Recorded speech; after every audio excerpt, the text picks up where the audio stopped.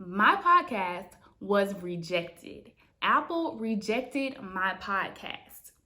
It was launch day and my podcast was not there. If you have been feeling like everybody has been starting a podcast these days, you are 100% not wrong. Podcasts are one of the most effective and fastest growing content mediums out there.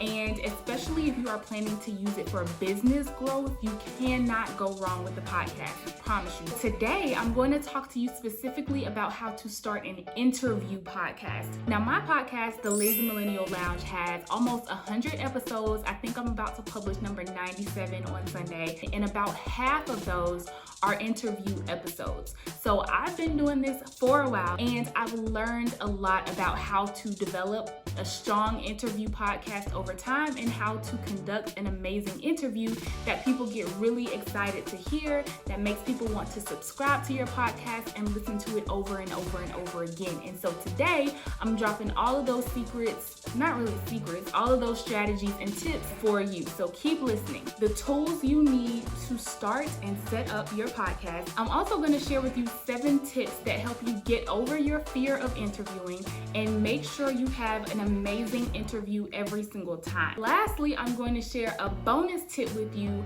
that is really, really important because it's actually based on a massive mistake that I made when I launched my podcast.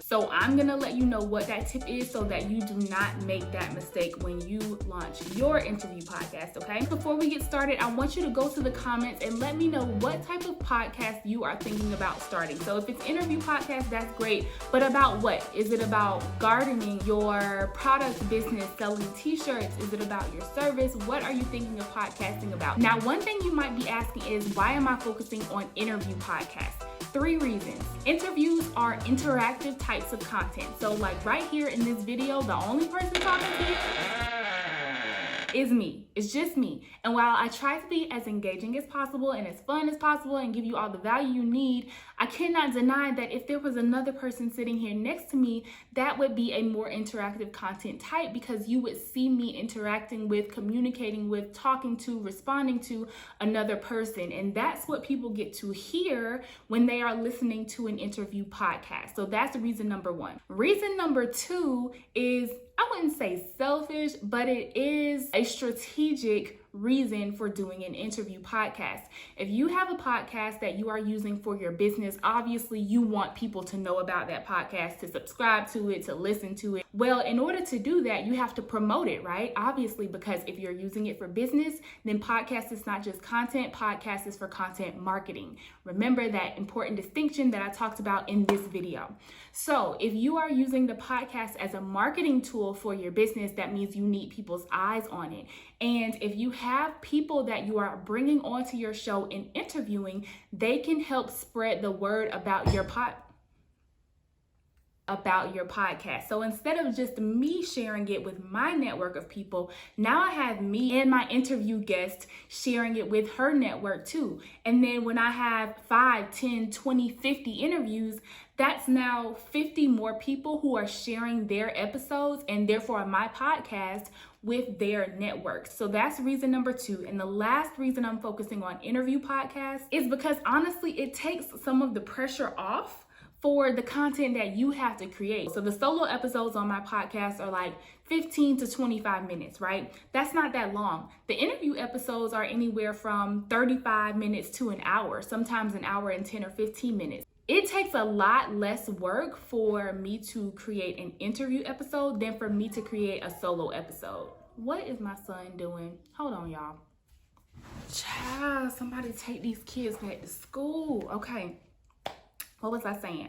If you do an interview podcast, it takes the pressure off of you to create all of that content. So yes, I still have to do a lot of research and there are a lot of steps that I have to complete on my own to make the interview great. And those I'm going to share with you in just a second. But it still takes less work for me to create an interview episode than it does for me to do a solo episode. So if you are wanting to start a podcast, but you're like, man, I just don't have that much stuff to talk about, or you're scared, or, all of these other feelings that come along with creating content, An interview podcast is a great way to start. Okay, so first, what tools are you going to need to get your podcast set up? The first and most basic thing that you're going to need is a host, which is basically like where your podcast lives before it gets distributed to all of these other outlets, right? So your podcast does not live on Apple Podcasts. It doesn't live on Spotify. It doesn't live on Google Play. It lives at your podcast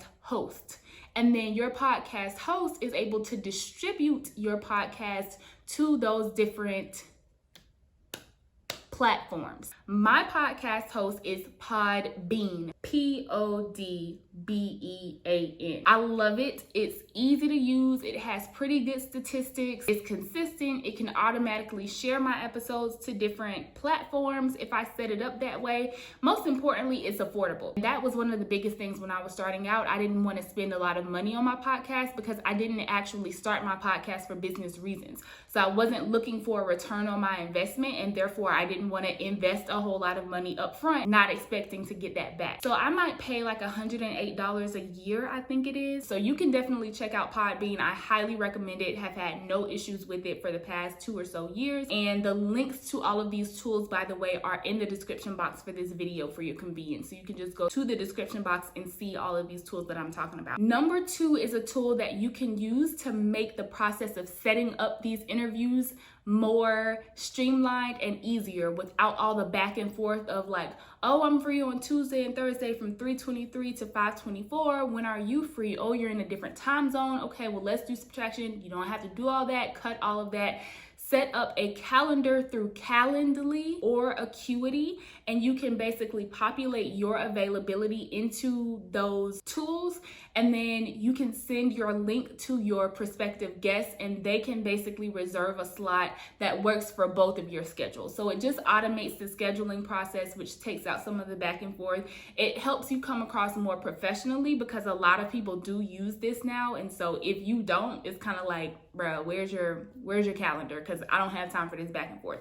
So you want to make sure that you are using either Calendly or Acuity or something like that to automate the scheduling for you or to streamline the process of scheduling for you. The third thing that you're going to need if you're doing an interview podcast is obviously some kind of way to conduct the interview and record the interview. Now that I think about it, some people, when they are doing interview podcasts, they are physically in the same space. I'm not talking about that. This is more so if you are conducting virtual interviews. So I've never been in the same room with my interviewee. We're always in different places, different states, even different countries sometimes.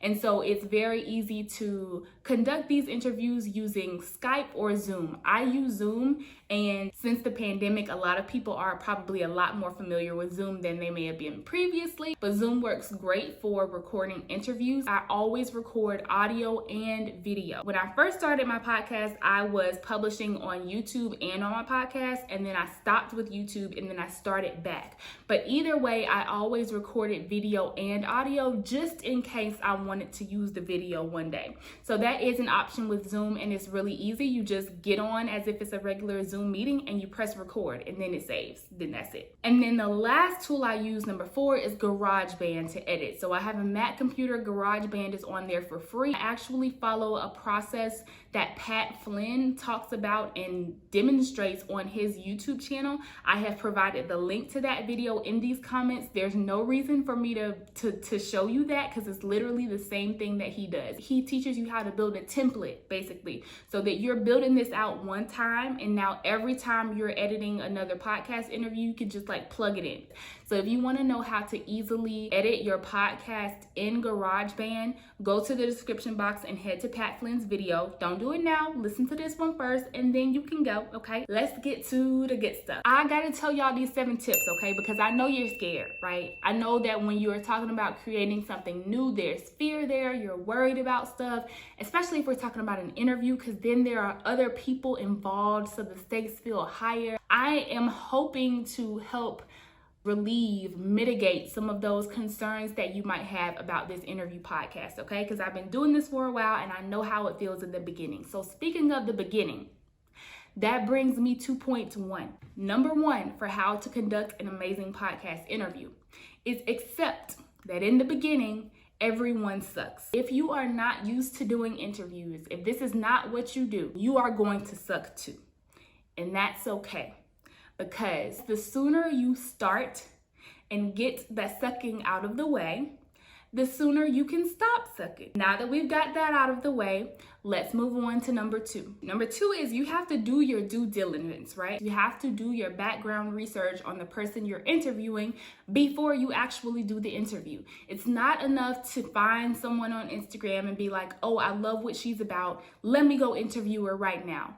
No, you should probably do some more research beyond that if you want to actually have as good as an interview as you can. What I mean by background research is understand what this person does, what value they offer, of course. But you also want to look at other interviews they've done. Read other features that they've been involved in. Look at some of their work. If you can, find out some about their background, like their personal background, because a lot of times people's personal backgrounds are highly intertwined in what they do professionally. And that helps enrich the conversation when you're able to pull in things from their personal life, because people are nosy. We want to know stuff about people. The other important reason you want to do this research is because you don't want to create an interview that's exactly like other interviews they have done. One, the guest is going to be bored. Let me tell you, it gets really old when you do an interview and people keep asking you the same questions that you've already talked about. I love when I do an interview and people ask me questions out of left field, because it makes it more interesting for me.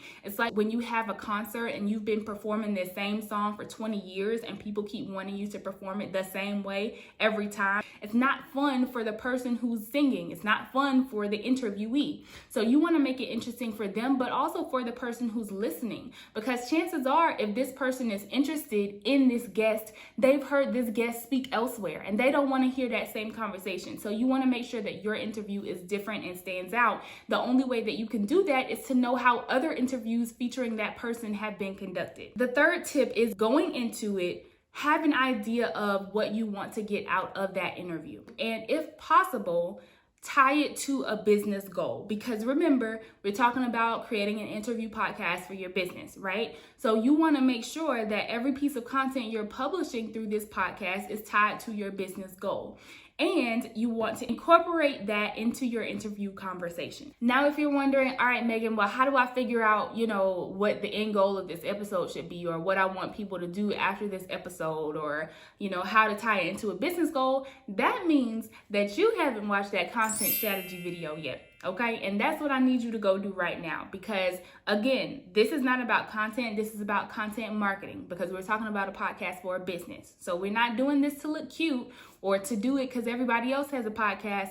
We're doing this podcast for business reasons, which means before you can create the content, you need to create a content strategy. So let me direct you to this video, which will teach you how to create your content strategy, and that will help inform what direction you need to take these interviews in, what you want people to do at the end of these episodes, etc. Number 4, and this is a tricky tip for people to grasp, but it's really important. You need to prepare questions in advance, especially if you are not used to doing these interviews. Like, I would not recommend just going into the interview with nothing written down, because if you get nervous or if something happens, if you're not on it that day, it might be really hard for you to come up with fallback questions in the moment. So I do recommend preparing a few questions in advance, 5 to 10, but do not completely rely on those questions to conduct your whole interview based off of them. You want to ask follow-up questions. You also want to add commentary that's not necessarily a question at all, because people want to listen to a conversation. I'm calling it an interview podcast because it is an interview, but people don't want to listen to an interview as much as they want to listen in on a conversation. And the way to make it a conversation is not to have a list of 15 questions that you're just running down and asking, but to have some questions to guide your conversation, but then to also freestyle, offer your ideas, your commentary, your follow-up questions that can help pull more meaning out of the story and provide more value to the person who is listening. Let me tell y'all, this is so hard in the beginning when you don't really know what you're doing yet. It's really hard. I'm just being honest. So if you go back and listen to my early episodes, they are nowhere near the quality of my later episodes because I didn't know what I was doing. and I couldn't figure that shit out. I struggled with this. So I'm gonna give you some examples to help you get an understanding of what I'm talking about and figure out how to do this yourself. You want to ask follow-up questions that are about the intangibles, right? The stuff that you can't figure out, people's feelings, their motivations, their internal thought processes, their emotions. So let's say someone is on your podcast, right? And they're talking about how they started this business and had big goals for it. And then they ran out of money and had to go get a business loan from a family member or a friend, right? If someone told you that story, you don't just go to the next question on your list, okay? That's about something completely different. You need to dive deeper into what this person had just told you, because your listener on the other side, they have questions. And basically your job as the interviewer is to put yourself in your listener's shoes and ask the questions that they would want to know the answers to. So if I'm doing that, my natural follow-up questions would be, what was going through your mind when you were making that decision to ask for a business loan from a family member or a friend? How did you prepare for that conversation? How did that conversation go? How did that experience of being put in a position where you needed to ask for a business loan from a friend affect the future of your business? Like, how did that change how you operated your business later down the road? How did you keep that personal relationship intact? What are your recommendations for people who are starting businesses and are thinking about taking personal relationships and incorporating them into the business? There's all kinds of deeper questions that you can ask about that story that will allow that story to have so much more value in your interview than if you just let that pass on by and then ask them about their 401k, or you gotta really dive deep into that kind of stuff, and it gets easier as you keep going,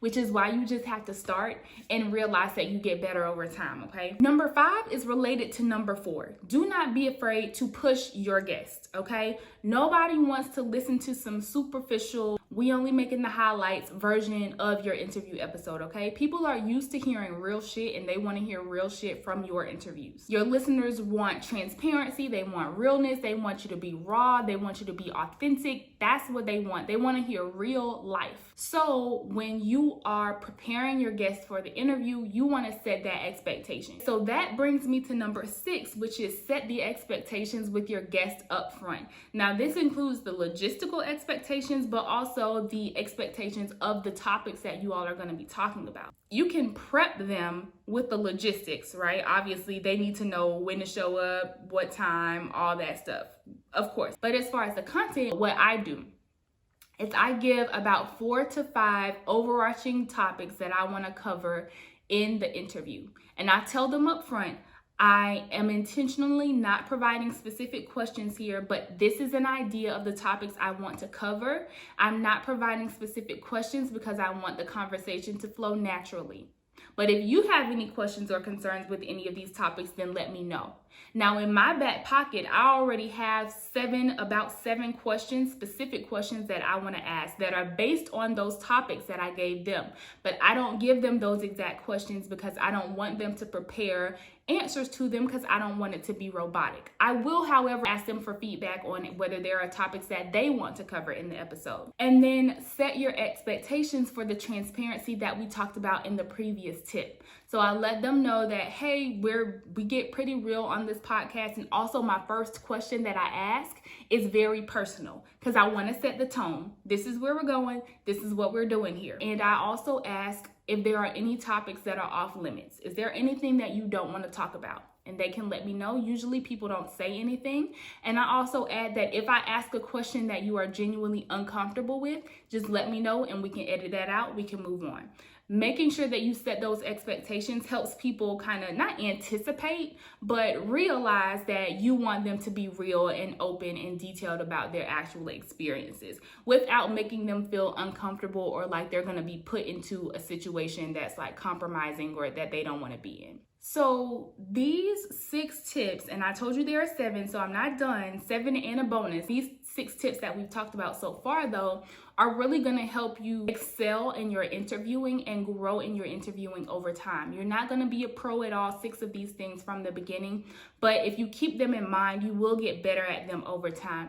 The 7th thing is just a practical tip, and I know it's going to sound simple and basic after all that we've discussed, but I promise you, if you don't do it, you're going to be screwed because all of these 6 tips will be worthless. Always remember to press record. I don't know if you need to create a sticky note, if you need to write it on a piece of paper, if you need to have a pop-up, if somebody needs to knock on your door. I don't know what it needs to be, but make sure that you have a process built in that always reminds you to press the record button, because there's no worse feeling than having an interview.